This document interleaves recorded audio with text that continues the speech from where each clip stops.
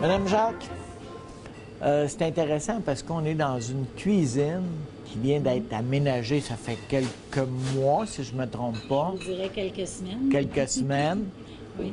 Une belle collaboration de Ville-Saint-Georges parce qu'en utilisant les équipements qu'il y avait au Bon Pasteur, donc des religieuses qui étaient là, ça vous amène quoi, ça, cette cuisine-là, maintenant? Écoutez, ça fait tellement la différence pour nous. Il faut savoir qu'auparavant, il y avait de la cuisson qui se faisait à Moisson-Beauce, mais évidemment en plus petite quantité.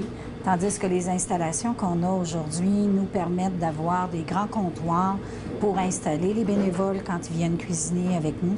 Et ça nous permet de faire au-delà d'une 60aine de recettes. C'est très, très précieux pour nous. Et ça, il n'y a personne qui est au courant de ça. Là. Maintenant, on va dévoiler tout ça aux gens. Là. Ils vont voir ça bientôt. Oui. Écoutez... À savoir ce qui se passe exactement. Parce qu'on dit, bon, moi, son boss. Oui, ils recueillent des denrées, tout ça, ils en font quoi? Puis on va faire le tour de tout ça aujourd'hui. Mais la cuisine, c'est une chose importante.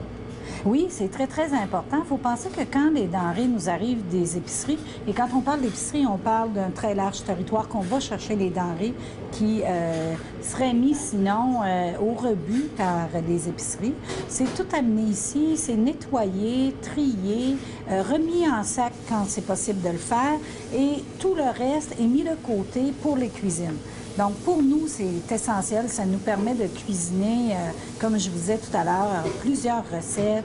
C'est vraiment intéressant de voir que ces denrées-là, normalement, auraient été mis à la poubelle, soit d'une façon ou d'une autre, là, on s'entend.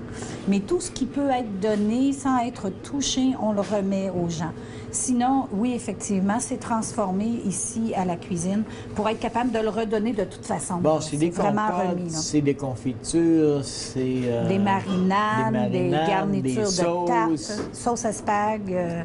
C'est vraiment... c'est large, là.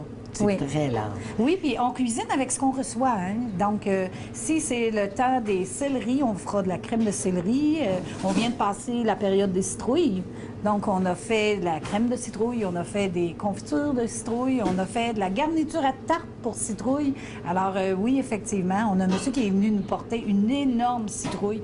Donc, on a fait plusieurs conserves avec ça. C'était vraiment très précieux. Des muffins, parce que ce matin, c'est la senteur des muffins qu'on a eu en arrivant, presque.